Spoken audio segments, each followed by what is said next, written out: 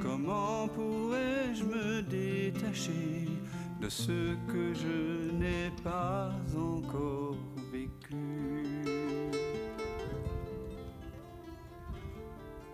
Donc, en t'entendant, voilà, dans cet espace d'accueil que nous sommes, voilà, dans la vision sans tête, j'aime bien, moi, l'exercice que tu viens de faire, voilà, je l'ai fait plein de fois, enfin, que tu nous as proposé de faire. Et je l'ai même pratiqué tout à l'heure, voilà, en marchant. Ça marche bien. Dans cet espace, est-ce que quand même, on peut ne pas être insensible à ce que l'on voit?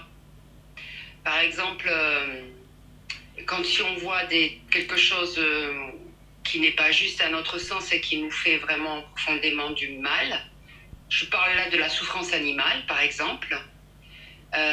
Est-ce que, pareil, on accepte et puis ça fait partie de la conscience, point, manifestée sous cette forme-ci? Est-ce que ça, voilà, on a juste qu'à regarder et puis dire, oh, bah, c'est la conscience qui s'exprime? On peut faire cela comme on peut regarder et dire je n'accepte pas que tu traites cet animal de cette façon et intervenir. Oui, enfin, là, en ce qui concerne, là, c'est voilà, quelque chose qui me reste vraiment en travers dans l'ashram de Hama, en Inde. Voilà, Oui. cette éléphante au plein milieu de l'ashram, en cage, et enchaînée toute la journée, à 2 pas d'un grand hall où se dit des paroles d'amour, de compassion.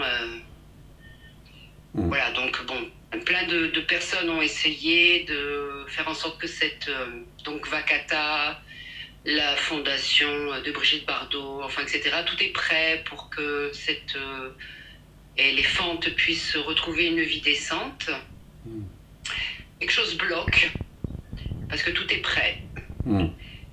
Et l'animal est toujours enchaîné en cage, faisant sensiblement toute la journée la tête, elle hoche la tête parce qu'elle stresse évidemment de cette condition, de sa condition. Bah, c'est terrifiant. Donc, ce que tu racontes. Ouais, pardon ? Oui, c'est terrifiant ce que tu racontes.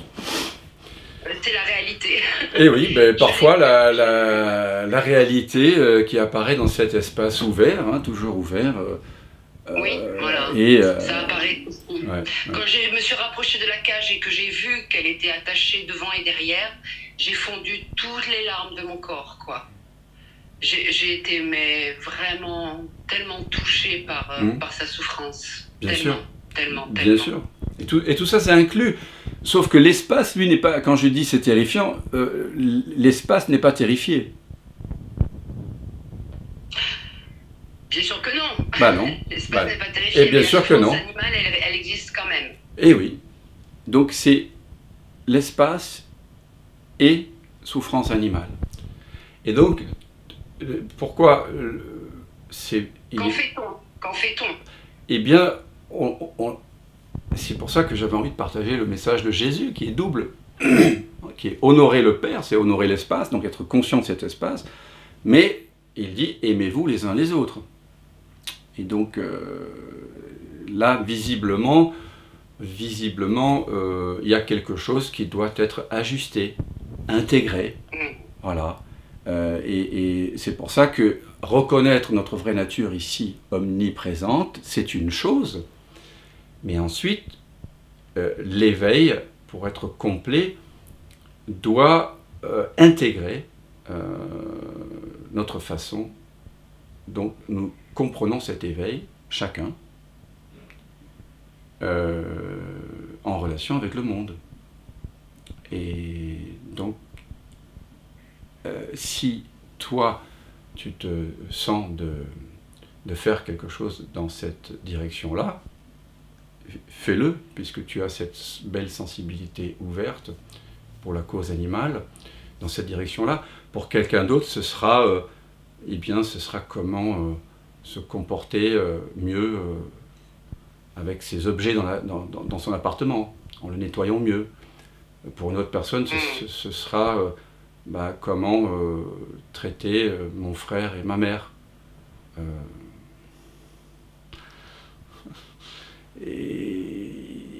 Oui, il nous appartient à chacun ensuite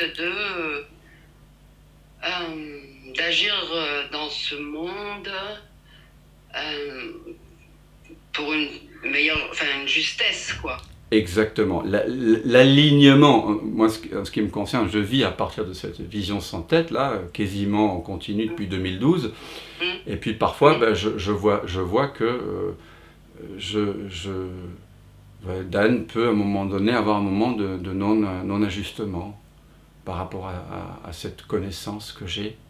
Et donc il s'agit de réajuster par rapport à la connaissance. Et voilà, c'est pas parce qu'on découvre cet ouvert que l'on se comporte de façon parfaite dans le monde. Cette perfection, elle est toujours idéale et impossible à obtenir. Par contre, la perfection de l'espace demeure, ça c'est vrai. Mais ensuite, nous devons pouvoir faire monter, et en ce qui te concerne, cet éléphant, éléphanto ou éléphant, je sais pas. Non, une éléphante, elle a une quarantaine d'années. Ah oui. Dans cette présence, et agir, quelle que soit ta façon d'agir, à partir de cet espace. Comme Arjuna sur le champ de bataille, Krishna lui dit d'aller combattre quand même, parce que c'est un guerrier. Et toi, tu as une certaine sensibilité personnelle qui t'est dévolue et qui peut être au service de l'humanité et des animaux et de la vie sur Terre, d'une certaine façon, qui sera différente de la mienne, sans doute.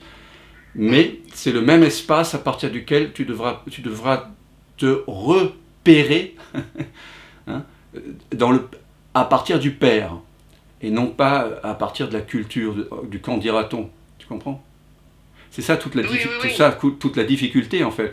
Et on voit bien que qu'il y a certaines contradictions dans certains ashrams, dans certaines spiritualités où les traditions sont dures à bouger. Et j'ai aussi entendu, je ne citerai pas de nom, mais de vive voix, quelques excès dans le bouddhisme ou chez un maître indien récemment, des abus divers et variés. Donc bien sûr que ce n'est pas cohérent avec cette vision impersonnelle et en même temps intime. Parce que quand vous regardez à partir de cet espace, vous êtes certes complètement détaché du monde, mais le monde c'est vous. Donc, et en intimité. L'écran que vous découvrez ici, comme l'écran au cinéma, il est équanime, il n'a pas de préférence pour un film. Et en même temps, le film, l'éléphant que tu perçois, ainsi que les pensées de Lynn, etc., les émotions de Lynn, apparaissent à 0 cm de l'écran.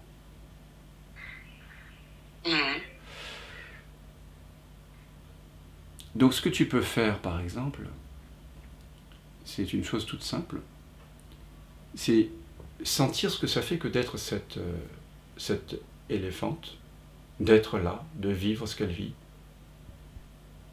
d'entrer en résonance avec ce que ça te fait toi. Et ensuite, lorsque vraiment tu es entré en intimité sensoriellement, tactilement, vibratoirement, avec ce que tu imagines, puisque ce sont des projections, que cette éléphante vit, sa souffrance en fait, ensuite tu reconnais qu'essentiellement tu n'es pas ça. Et neti.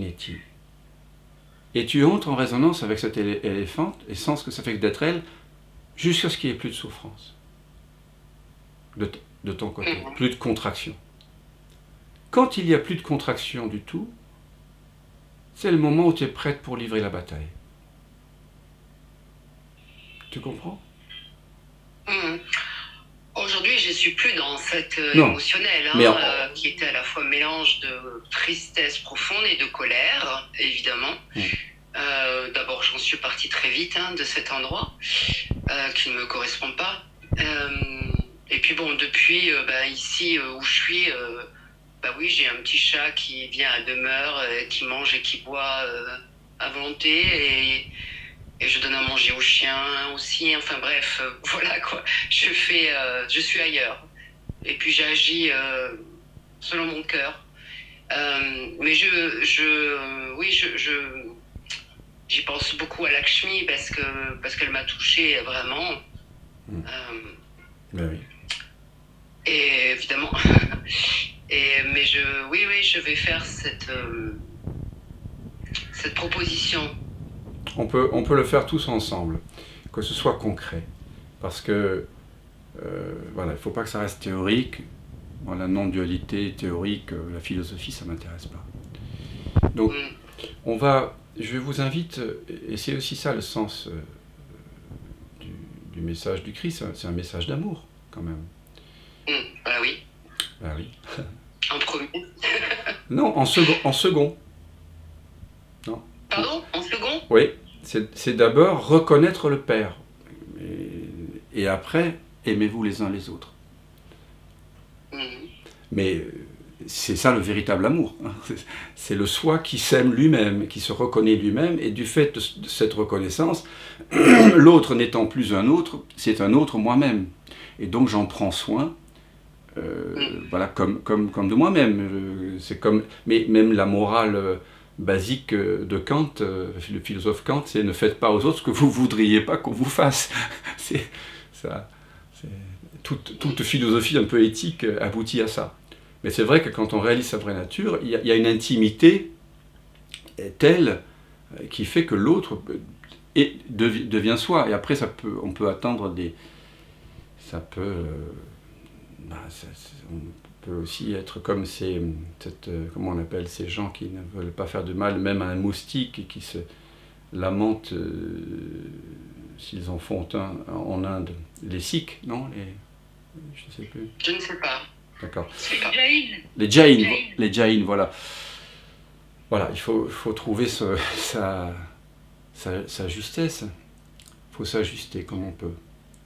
Mais en tout cas, je vais t'inviter, et chacun, à prendre donc une personne pour laquelle vous éprouvez de la compassion, dont vous trouvez que sa façon de vivre vous inspire en tout cas de la pitié ou de la compassion.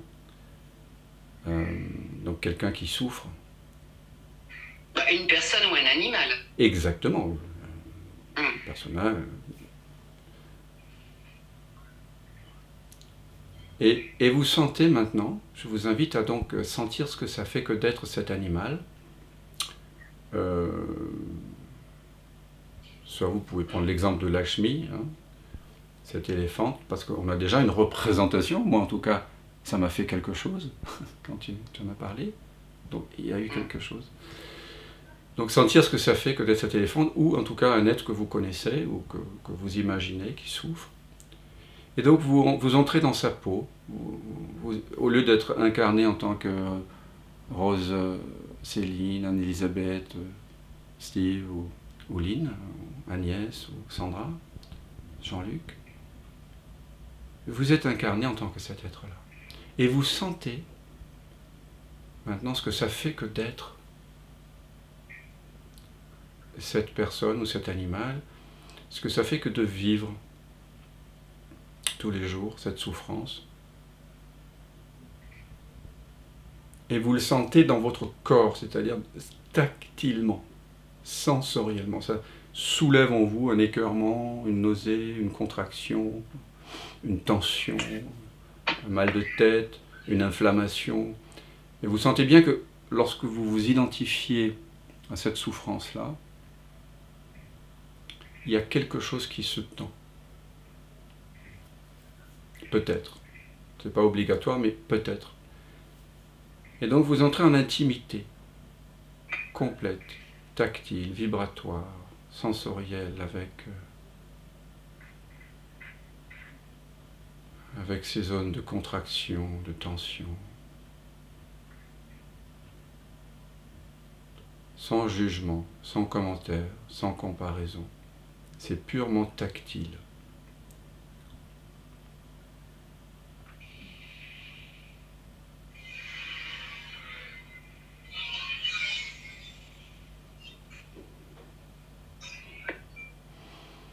Et vous sentez ce que ça fait que d'être cela, tactilement, poitrine, cœur, gorge, ventre, bas-ventre, cuisses, genoux, mollets, tibias, chevilles, talons, plante des pieds, le visage, vibratoirement. Et à un moment donné, il est su par personne que celui qui fait l'expérience et ce qui est expérimenté sont faits d'une seule et même lumière, d'une seule et même conscience, d'une seule et même présence, conscience.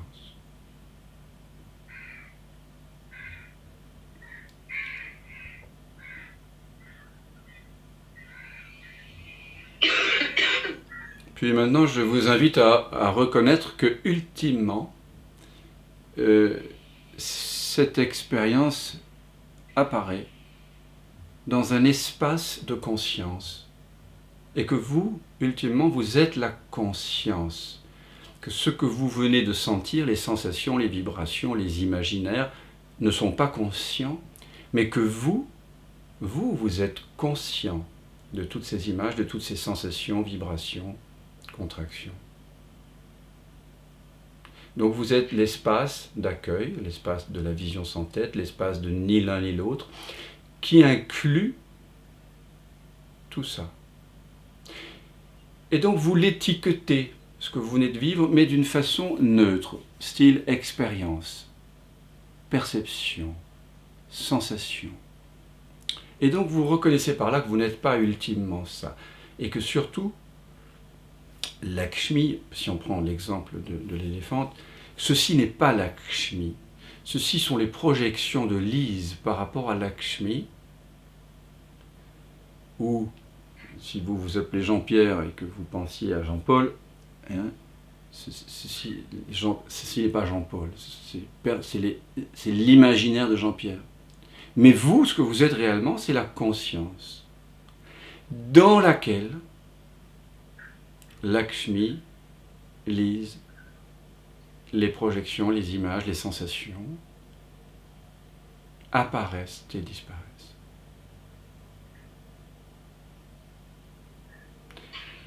Et donc vous reconnaissez à travers cette pratique qui inclut à la fois la voie de l'amour, la voie tantrique, et la voie de l'Advaita Vedanta, la voie de la connaissance, vous reconnaissez votre vraie nature et vous vous y établissez plus profondément qu'avant, parce que vous n'avez pas refusé certaines sensations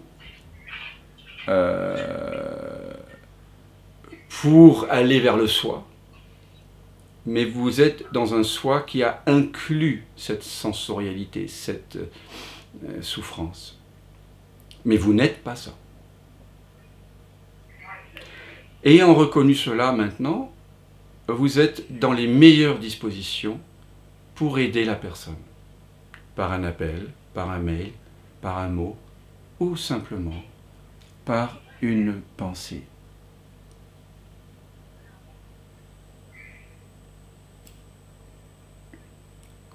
Vous êtes dans les meilleures dispositions pour, entre guillemets, agir. Et comme le disait Krishna à Arjuna, dans la Bhagavad Gita, le meilleur des hommes, ou en tout cas le plus sage des hommes, vit l'action dans la non-action et la non-action dans l'action. Ce qui signifie que maintenant on va pouvoir agir, peut-être, faire quelque chose pour cette éléphante ou pour cette personne, mais sans le fatras de mes projections anthropomorphiques, Walt Disneyesques. Vous voyez, parce que, comme on dit, l'enfer, il est pavé de bonnes intentions. Donc, on ne va pas s'appuyer sur une intention qui viendrait de la personne, mais une pensée intelligente, poétique ou pratique va naturellement émerger de cette source. Et également une action. Ou pas. Vous voyez ? Et là, on est dans les meilleures dispositions, à mon sens. Je ne sais pas comment tu vis cela, Aline.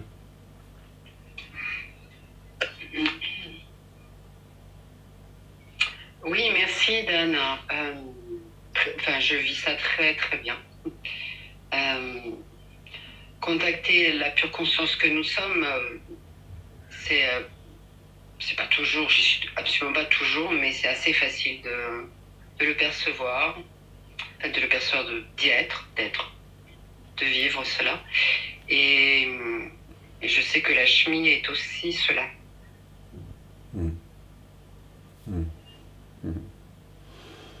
Ouais. La Shmi est dans nos cœurs, dans le cœur.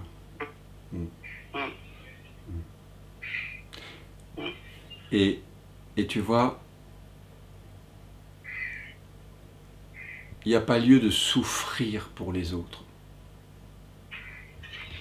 La souffrance n'a jamais... Notre souffrance à nous ne peut pas aider les autres. D'abord, lorsqu'on souffre, on n'est pas à l'écoute. Si vous avez eu comme moi la chance d'accompagner les gens en fin de vie, ou des amis ou des proches, vous savez que il s'agit d'être là, d'écouter.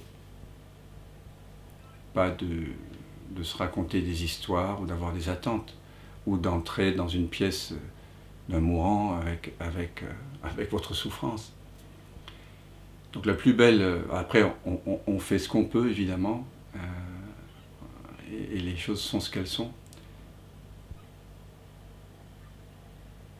Mais le premier réflexe que nous avons lorsque nous sommes choqués, bien sûr que parfois il faut agir, c'est sûr, mais peut-être le premier réflexe auquel je vous invite ici, c'est d'abord de revenir au soi, ensuite de faire l'unité avec vos projections à propos de telle personne, de telle situation, de telle expérience, de tel animal. Une fois que c'est dissous, et que vous établissez donc encore plus profondément dans votre vraie nature, vous avez profité de la souffrance d'autrui ou de l'animal et de votre propre souffrance pour reconnaître qu'essentiellement ce que vous êtes est sans souffrance. Et là, l'action juste peut s'engager. La plus juste possible. Il n'y a pas plus juste que ça. Mais si on agit à partir d'un état de souffrance, on va vouloir se venger. On va vouloir... Il y a une confusion. Hein. Il y a une... Donc on peut faire la guerre, on peut agir à partir du non-savoir, de ni l'un ni l'autre. Alors Steve et Jean-Louis, vous avez levé la main, donc Steve intervient. Merci en tout cas Lise et pour ce partage. Ouais. Merci.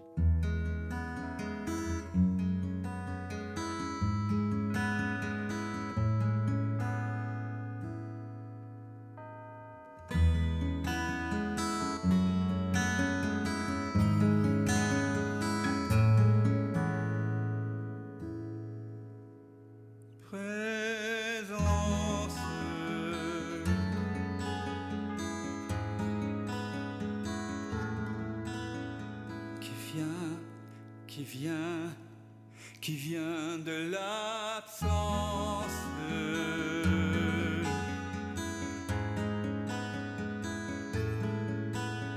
qui ce rêve présent, s'il donne naissance à ce grand rêve qu'est l'univers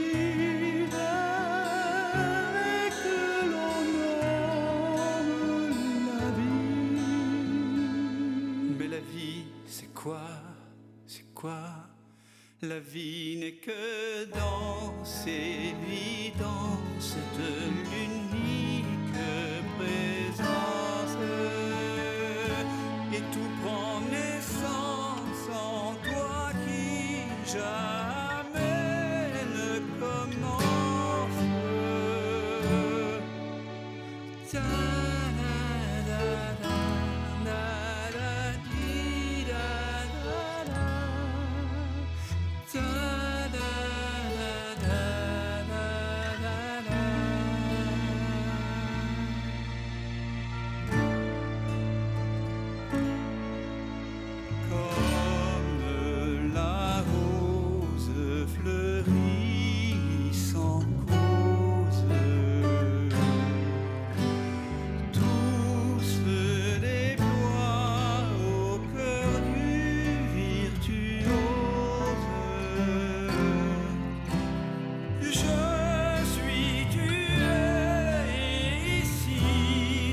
osmose. Je suis tué, nous sommes comme elle, faits de la même substance.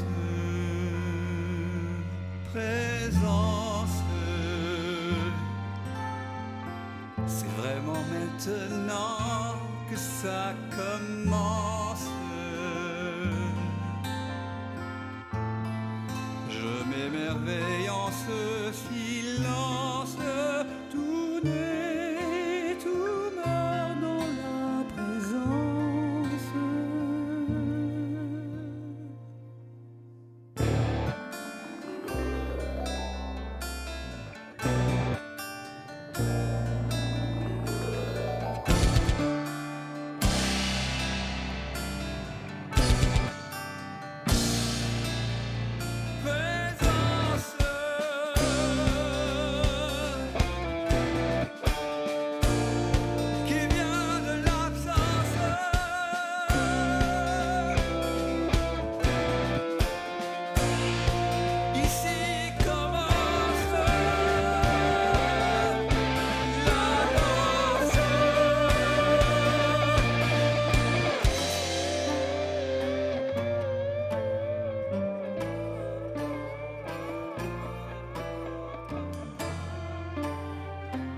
J'ai tant cogné à ta porte pour te connaître, vérité.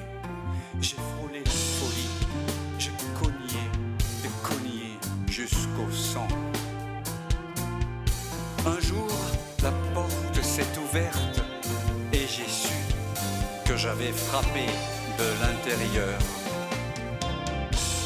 C'est le mystère infini de l'un jouant à être deux pour danser avec lui-même. Tout ce chemin, c'est plaisir, la souffrance. Pour moi que tout ça n'est qu'un rêve immense. Je suis tué et nous sommes comme elle, vêtus de chair d'une drôle d'absence. C'est le jeu de la présence.